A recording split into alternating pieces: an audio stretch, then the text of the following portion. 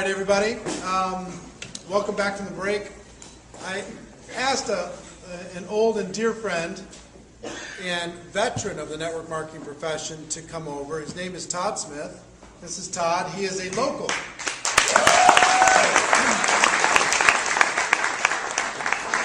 He lives in Siesta Key, what he calls paradise. And after being here a little while, I have to agree that it's amazing. I can see why he doesn't want to leave, travel around and do all the stuff that he's done up until this point in his career. But I asked him over, and we just thought we'd just do a little back and forth. I'd talk to him a little bit about the profession and some of the things that he's learned, some of the lessons that he's learned, and I thought you'd get value from that. So, Todd, welcome. All right. Well, thank you. It's great to be here and a great looking group of people. So thanks for taking time on a beautiful day like this to be here. So you are one of these professional guys, and prior to getting involved in network marketing, you were a professional, right? What did you do? My background prior to the industry, which I've been in the industry now for 21 years, was as a residential real estate agent in the Chicago market.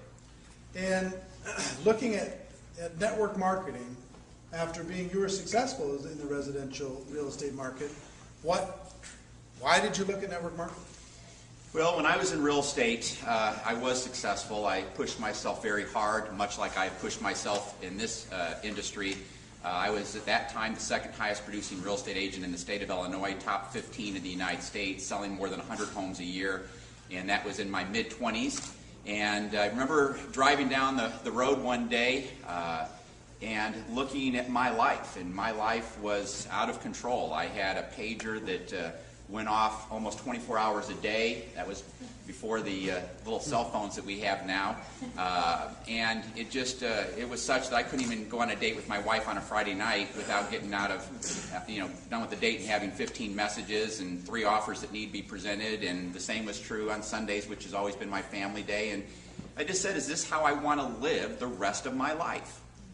And that was one question that took me about 30 seconds to answer, and that is no, I don't want to live this way the rest of my life. Was there any moment, because usually when a person's in the game, they're paddling hard, they're hustling like crazy, and they don't have time to think about that kind of stuff.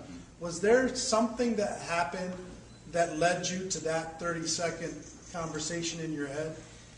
Nothing that I can specifically recall that occurred, but something did occur because 30 days earlier I had been approached by somebody on the same company that I ended up joining, but I had no interest at that time. So when we talk about timing in one's life, 30 days earlier I had no interest. So I don't know exactly what happened. It's been a long time and I don't remember a lot after 20 years. Stressful. Yeah. There must have been some stress going on. Yeah, and just probably some fights at home and stuff like that from working all the time. Right. So you finally decided, you said, okay, I've got to do something. And then what were your options? When you started to look at options, what was your list of options to make a change? Well, what I did is, I wish I would have saved it because I would frame it now, but I had a yellow legal size pad, and I said, okay, what's important to me in my life? What do I value? What would I want to do? And, as I started to consider my options, I immediately ruled out working for anybody. I didn't want to work for anybody. So I said, if I'm going to be in business for myself, what kind of business do I want to be in? And I remember making the list: no employees, no paperwork, minimal accounting, work from my home. You weren't here for this part. Did it look kind of like that list? Oh, yeah. Many of those same things, and I had simple things like I want to be able to go on a date without being bothered. I want to be able to take a weekend off and not worry about things going wrong. I want to be able to take a week vacation and just enjoy myself. So I had some pretty simple things on the list in addition to all of those. And as I looked at my options, there weren't very many options that met that list. And then I looked at this industry, and like many of you, I'd had a negative perception of the industry based upon the way people had approached me, and I was open though, and I said, let me really understand this industry so that I can make an informed decision. And I studied the industry and really believed that this was the way that I could live the lifestyle that I now live. I felt like for me it was a matter of finding the right vehicle where I could apply myself and work hard and make a residual income rather than a linear income. And So today I probably work my business less than 10 hours a week, but I enjoy a residual income that comes from an organization that does over $5 million a month in sales. So, I live the dream. It's what I worked hard for. It's the reason that, I paid the price that I did. See, did you catch in what he just said that his understanding, he sought understanding. He wasn't motivated by, somebody didn't come and get him all psyched up. He studied, there were people who helped him understand. And that's our job when we're out there talking to a professional, anybody, is to help them understand. Then it'll either be part of their life, it'll fit in their life plan, or it won't. But understanding is really the key. And you've done a great job over the course of your career teaching people how to present what they have in the network marketing profession in a way that helps others understand it. Mm-hmm. What do you think you've done that's been unique down that road? Well, probably, if I was to tell you the number one reason for my success is because I have strived for excellence. I've strived to be the best of the best at all the little things that go into what we do. And, it doesn't matter if it's a professional sports team, it doesn't matter if it's a company like Apple or an organization, a NASCAR team, it doesn't matter. The best of the best are the best for a reason, and that's because they strive for excellence at the little things.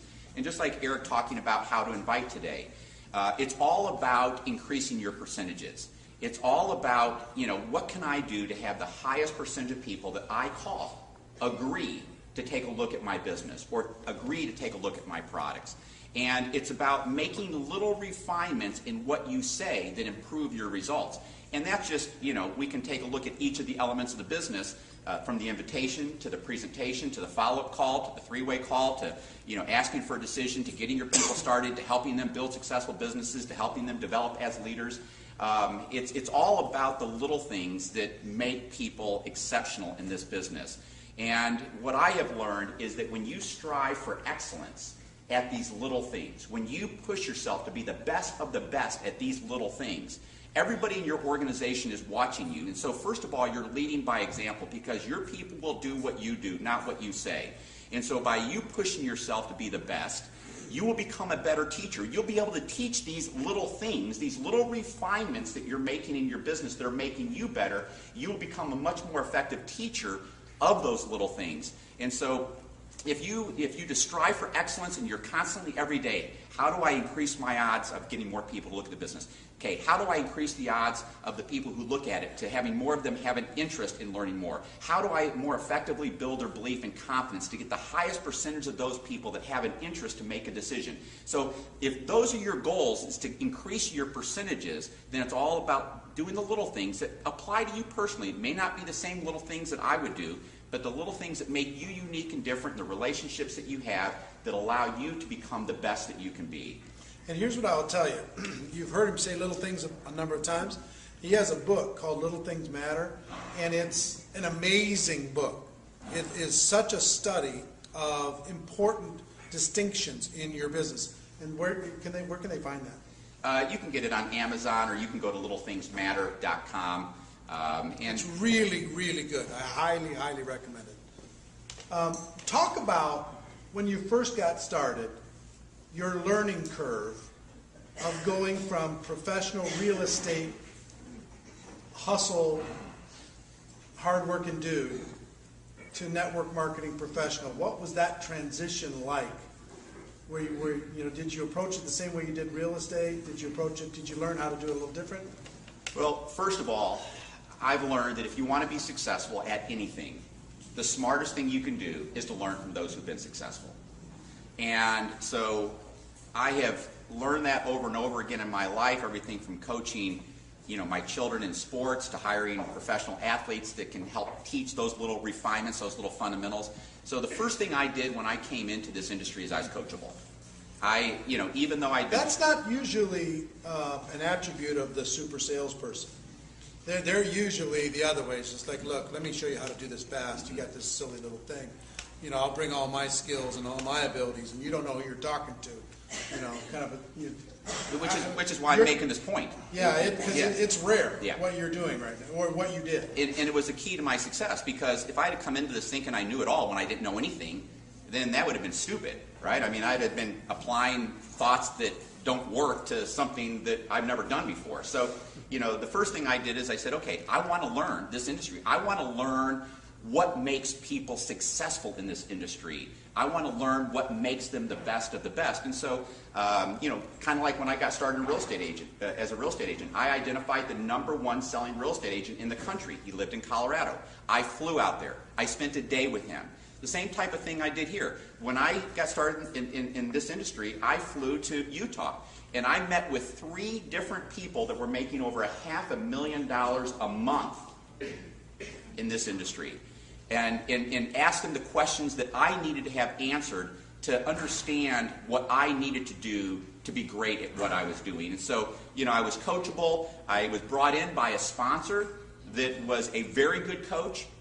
And I remember him asking me, Todd, are you coachable? And I said, yes. And he said, are you going to waste my time? And I said, no. And good questions to ask, by the way. Yeah. Good questions to ask, even if you're just getting started, when you bring in a new person. And so are you coachable? You're going to waste my time. Great questions, good posture questions. And so he coached me, and I followed his coaching. And he was fortunately somebody who strived for excellence at what he was doing, so I was able to learn the little things from him. And it made a huge difference. I mean, I had an organization of more than 1,600 people within 4 months after having never been in this industry before. And it was. How many did you personally sponsor? In the first months? In the first week, I sponsored 9. The first full presentation that we had, and then I had a smattering of others that joined. But we were so focused on getting these people going that I didn't have time to really go and recruit a whole lot more people. Over the course of the first month, was it 15, Probably about 20 people, yeah. 20. I will give you one little observation after 24 years in the profession. The high-income earners sponsor in their first month 15 to 20 people. 15 to 20. Now, the good news for those of you who did not do that is any day you want, you can restart your business and do that again. Today. You can go sponsor 15 or 20 in the next 30 days. If you make a decision and you're willing to talk to enough people, go talk to 100 people, walk them through the presentation, whatever. We're going to give you some skills to do that today. But I've seen and I've talked to so many $1 million plus earners. You go back to that beginning, and they got enough raw materials kind of in the pipeline that typically 3 to 5 of those initial 20 generated most of their income. That's true for me too. Yeah, so how many of those generated your income out of that initial group? Well, 3 of those people that joined the first month, I probably made over $15 million from those organizations alone, just those 3 first month. And then after that, you made another 5 million plus. From other people, yeah. Right. Other organizations, but isn't that something? Now, did those people that you brought in, did they have any background or experience in the profession? No. No? So they were brand new, getting started, learning to do a new skill. So you don't have to find some monster of the Midway, somebody who's done this before, some Grand Poobah who lives over on the beach somewhere. And if you get them, then you'll be able to be rich. It's about average folks, helping average folks. And you approached it with a professional, which I love, because the whole idea of Network Marketing Pro is to get everybody thinking about this not as a lottery ticket, but as a profession, as something, I'm going to be professional here in what I do with all these little things in order to be able to feel better about me and to help my group feel better about what we do. So, interesting. Just file that away, the 15 to 20 rule. It's very interesting. And you can restart any day you want. You can restart it. You can draw a line in the sand. And there's another huge list of people. Jordan Adler, an interview I just recently did with him. Did you know that he joined 11 companies in 10 years and never sponsored one person in that entire experience? And then his 12th company, he made $8 million. And he sponsored 20 people, 15, 20 people that first month, made $8 million. Excel. And the Excel went out of business. When you got a product that eventually becomes free, you're going to go out of business. But Excel went out of business, and he joined another company after choosing for a while. He's professional. Brought in another 20 or so people in that first month, and he's made another $8 million. But just goes to show you, those first 11 experiences that he had didn't define him for the rest of his life. He changed. It wasn't about finding lightning in a bottle. He changed. And, that opportunity added to that. Okay, so you build this, you have this amazing group. What lessons do you think stand out for you over the course of your first year or two? When you're first getting going, what were the biggest lessons that you needed to develop?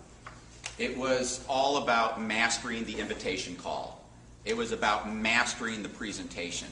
It was about mastering the follow-up call. It was about mastering the three-way phone call. It was about mastering getting someone started correctly. It was about mastering the coaching and the mentoring.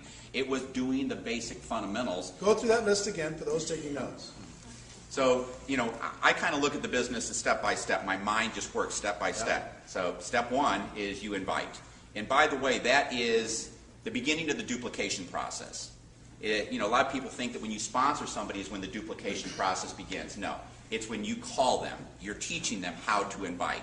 And remember, they will never forget how you invited them. They'll never forget how you presented the business to them. They'll never forget how you followed up with them. They'll never forget the three-way phone call they had. They'll never forget how you got them started. They'll never forget this stuff. It lays the foundation largely into who they become.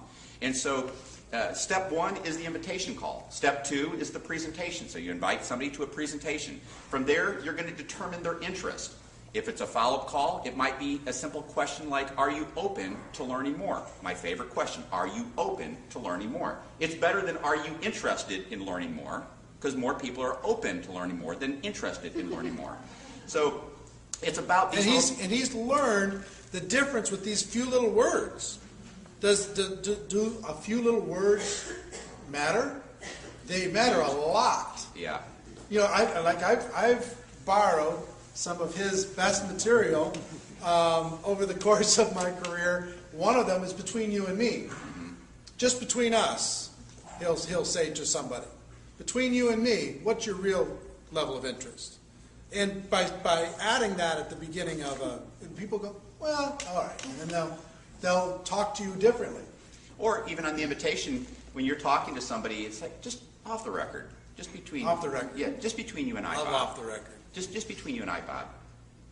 How are things really going for you? Because some people will give you, you ask a salesperson how they're doing, they're always going to tell you they're doing great, right? So just off the record. Just between us. How are things really going for you? It's amazing. What he just said is amazing, because people say, okay, what he's really saying is put down your image for a moment, and let's be human beings.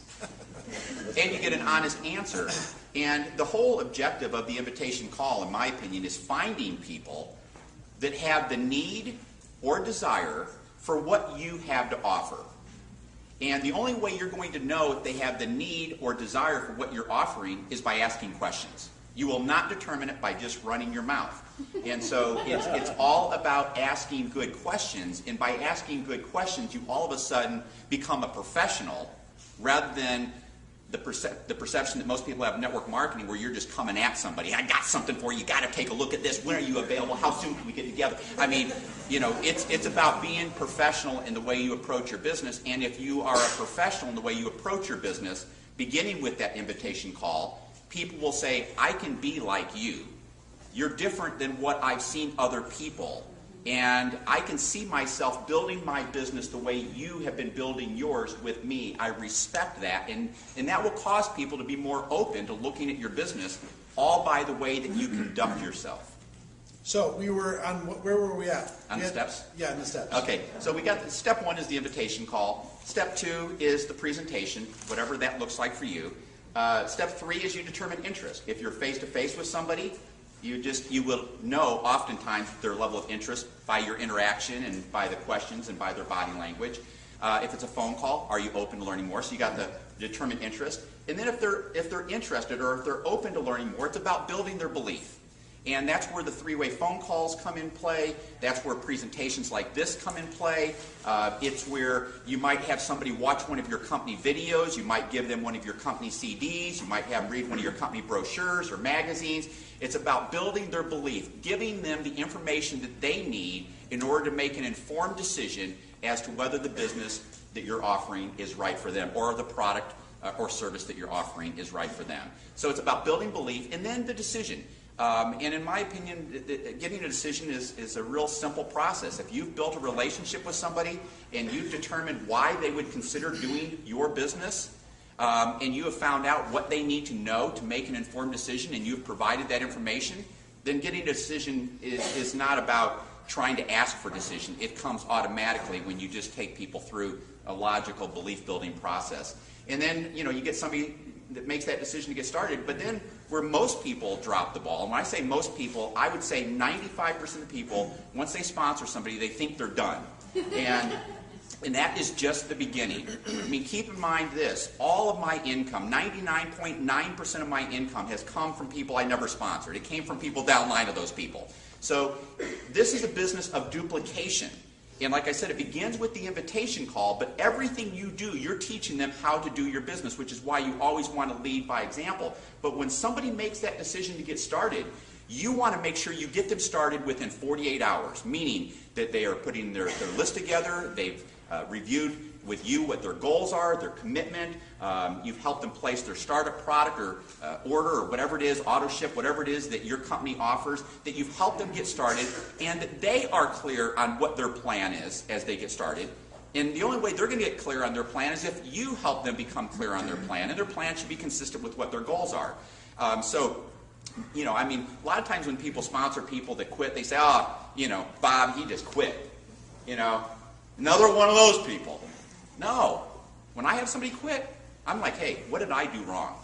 Okay? I mean, obviously I sponsored Bob. He had the desire. Otherwise, I wouldn't have sponsored him. What went wrong? What could I have done differently? And so it's all about constantly asking yourself those questions. What can I do differently? Coming to an event like this or listening to Eric's tapes, it's not a matter of what you are doing. What is he talking about that I'm not doing?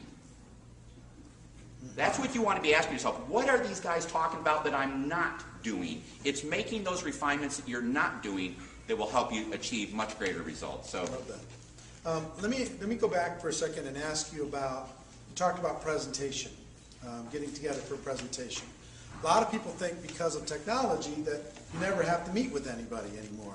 You can just, have them watch a video online or talk to them over the phone, or what is your opinion in today's world about live meetings, about face-to-face presentations versus virtual, electronic? Well, I think one of the biggest things that's hurt this industry, in my opinion, has been the internet. This is a business of face-to-face relationships. This is a business where, we've always talked about over the years that, that it's the relationships that hold this business together, and it is. And it's very difficult to build relationships, the kind of relationships that last forever over the internet or over the phone. It is about getting together face to face. It is about understanding the needs and desires of the people that you have. It is about working with them and strengthening those relationships. Because when they get down and discouraged, if they don't have a close relationship with you, that's when they quit. It's when you've got that close relationship and they get down discouraged and saying, you know what? I can't quit. I mean, I told Todd that I wouldn't let him down. He asked me what kind of commitments that I make when I do things, and I told him I'm very committed and I got to follow through. You want them having that conversation because of their relationship with you that they're not going to quit. What kind of commitments do I make when I do things? Wow, that's a really good question. If you're getting somebody started, asking them, what kind of commitments do you make when you do things? Yeah. Are they just kind of average commitments, or are they serious commitments? That's an amazing little 1% distinction that'll get your person started completely different if you ask that question. Well, also by asking these questions throughout the interview process, I'll call it, people no longer feel like you're chasing them. Mm-hmm. They now feel like you're interviewing them. And when people feel like they're being interviewed, with the hope of maybe being able to work with you, it completely changes the dynamics of the conversation. But you're serious about that. Right, absolutely. If they don't convince you, you won't sponsor them. Well, because the number one waste of time, without doubt, the number one waste of time is sponsoring the wrong people. It takes 7 hours to sponsor the wrong person. And that's 7 hours of wasted time. Turns into 700. Yeah, it's 7 hours of wasted opportunities. And so... No, it's the amount of time that you can spend with that person trying to get them to be the right person. Yeah, then it's even afterwards. worse. Yeah, that's even more hours. Yeah. But it's all about for me, it's why I sponsored less than 50 people. I mean, I made $24 million and sponsored fewer than 50 people because I don't waste my time. I mean, the first year I did, but I don't waste my time working with people that aren't going to pay the price that's required to succeed. And, it's for me, it's about determining, does this person have a desire that's strong enough that when they get down and discouraged, that they will continue on. That when it's time for them to pick up that phone, the hardest thing to do in this business, when it's time to pick up that phone and their heart is beating out of their chest, will they pick up the phone or not? And if their desire is not great enough, they won't. They'll make excuses, and you'll hear them all. They won't follow through. Because the only people who are successful in life are those who have the desire to be successful. The people who are super successful are the people who had the desire to be super successful and were willing to pay the price and do what was necessary to become super successful. So for me, it's all about interviewing people, asking good questions. If you were to do this, why would you do this? On a scale of 1 to 10, how important is that to you? When you make a commitment to something, do you follow through with your commitments, or do you tend to not follow through? Tell me a little bit about yourself when you make a decision you're going to do something. And so I want to ask them questions for them to begin to sell me on why they're somebody that I should consider working with. And by asking good questions... I'm telling you, these little things, these little phrases that he's tested over 21 years, he doesn't say anything by accident anymore. This is all tested. It's not. You're not somebody. You're not guessing here. I figure I got about 58,000 hours in this industry, so... Is that what, did you actually figure that out? Yeah, well, Are you a pilot, too? Malcolm, it was talked about when you have 10,000 hours in something, you're considered to be really good at it, so I figured out how many hours I had. had. You have way more than 10,000. No, 58,000, yeah. Oh, 58,000. I was thinking 5,800. 58,000, yeah, that makes sense. What I want to talk about one topic, and then I want to ask you a question as we close out. Todd came here just as a favor to all of you, took time out of his Saturday with his family and everything else.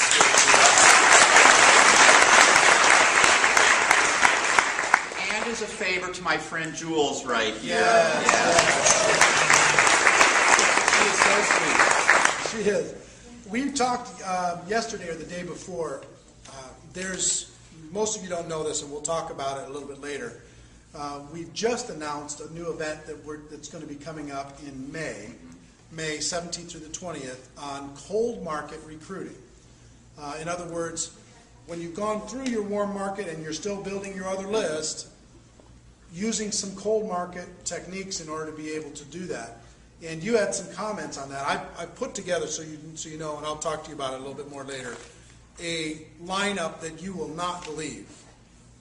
12 of the most prominent speakers in the world on how to maximize Facebook, YouTube, your own website, email marketing, advertising, cold calling, solo ads, working leads, the whole thing, which all the professionals have done and all the top earners have done, have learned how to do. And that's going to be over a course of a weekend. The value of it's $50,000 plus if you were going to hire each of these people individually for an hour of their time.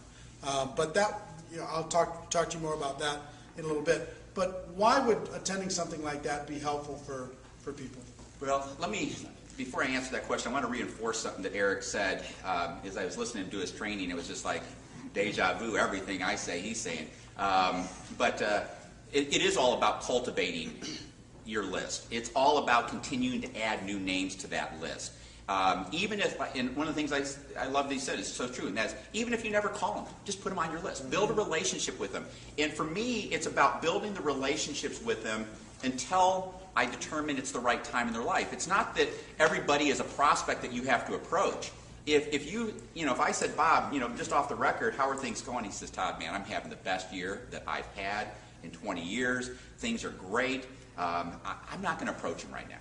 Okay? I'm going to congratulate him. Man, what would you attribute that to? Why do you think you have been so successful and others haven't? So I'm going to show an interest in him, get him talking, and just build that relationship. So first and foremost, you should be constantly adding names to your list. You should constantly be looking at how you can build those relationships with those people, and then look for the right time to approach them. And if you're constantly doing that, hopefully you don't ever have to go into a real cold market recruiting environment. But if you are going to find yourself in that position, and I'm sure many of you probably already are, I think that the session that Eric was telling me about is fantastic. I mean, I think it's so much more valuable than just a session on how to build a network marketing business, because if you can master some methods of building the business in the cold market, just like I said a minute ago, when you learn something, you can teach it. Until you've done something, you can't teach it with credibility. But if you can go to this type of an event and learn methods and techniques that work for you, and you begin to be effective in cultivating relationships and developing new contacts in the cold market, you can use what you've learned to help people. And that probably, in my opinion, right now today in the industry is probably one of the greatest skills that people can learn, because you go through and you'll exhaust your list of 100 people, and then you're like, what do I do now? So I think, as I told you, I don't think there's any event you've put together that I think is of more value than that event you put together. I agree. The question I want to kind of end with, I want to be respectful of your time, is defining moments. I'm this huge fan of defining moments, and people over the course of my career have had a dozen defining moments. These moments that totally changed everything. Sometimes they come out of crisis, they come out of negative emotional space. Sometimes they're inspirational because you get inspired. Sometimes you get mad and you decide you're going to change something, and your life is never the same.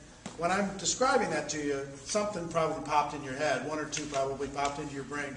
What would that be? Well, I'm smiling because he asked me this last time, and I didn't have an answer. You don't remember? I didn't. You don't have a defining moment? It was what I was telling you about when I was driving down the street in the car, where I finally reached a point where I said, is this how I want to live the rest of my life?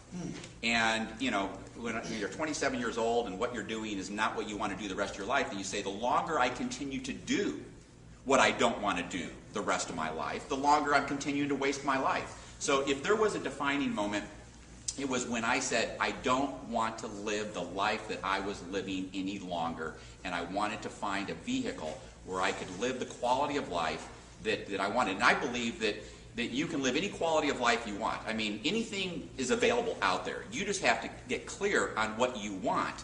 And what I love about this particular vehicle is it's a vehicle that you can get started with virtually no investment, and you can build a residual income that will pay you more money than you can spend if you pay the price, if you apply yourself, if you strive for excellence to be the best of the best. Remember, income follows value. So if you want your income to grow, you must first grow your value.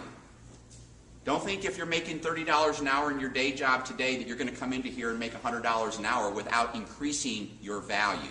And so, when I talk about striving for excellence, that's all about increasing your value as a network marketing professional at the elements that I defined a moment ago. But it's also about pushing yourself to be the best that you can be. And, so often it's, when I'll see somebody join the business and they'll call 10 people and they'll sponsor 8 of them, and I'll see somebody else call 100 and not sponsor 1. What's the difference? It's more than the invitation. It's the relationship that those people have before they ever join the business. The person who, that never returns my phone calls, that never returns my emails, that never returns my texts. Now they call me and they want me to look at something. No, thank you. They don't RSVP for the parties that we invite them to, and now I'm going to listen to what you have to say. No, I'm not. And so it's about, if you show an interest in people and you're building a relationship with them and you show people respect, and when they send you emails you respond to them, and when they send you text you respond to them, when they call you you respond to them, and you're doing the things that cause people to respect you, then everybody's going to listen to you. But until that time, then people struggle. And so I think that it's about striving for excellence. If you want to become great in this business, look at the elements that allow you to become great. Constantly push yourself to be the best that you can at those, but at the same time, be looking to grow and develop yourself and to make yourself a better person and a better human being. I mean, as many of the great speakers say, for your life to get better, you've got to get better. For things to improve, you have to improve. To achieve what you've never achieved before, you must become someone you've never been before. You must be willing to do what you've never done before. You don't get what you want, you get what you are. I mean, I can go on and on with all the different quotes that I've heard over the years. And by the way, one of the things you should certainly be doing is consuming self-development content. Whether it's Success Magazine, whether it's other great books, but continue to, don't think I know it all. You might know a lot of this stuff, but are you implementing it? And, as you listen to this kind of self-development content, it's going to help you grow as a person. It's going to give you insights. It's going to make your beliefs stronger. It's going to give you greater confidence. It's going to give you greater motivation. It's going to allow you to learn things that you don't know today that will make you a person of greater value to the market. How good is Todd Smith?